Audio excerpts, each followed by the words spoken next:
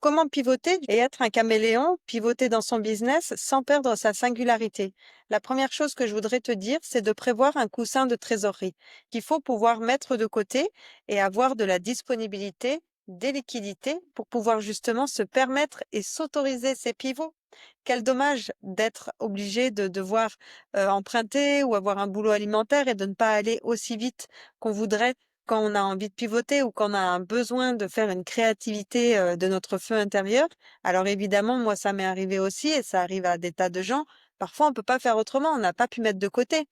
Ou alors, on a utilisé tout son cash pour de superbes projets et qui n'aboutissent pas comme on voudrait et on n'en récolte pas les fruits.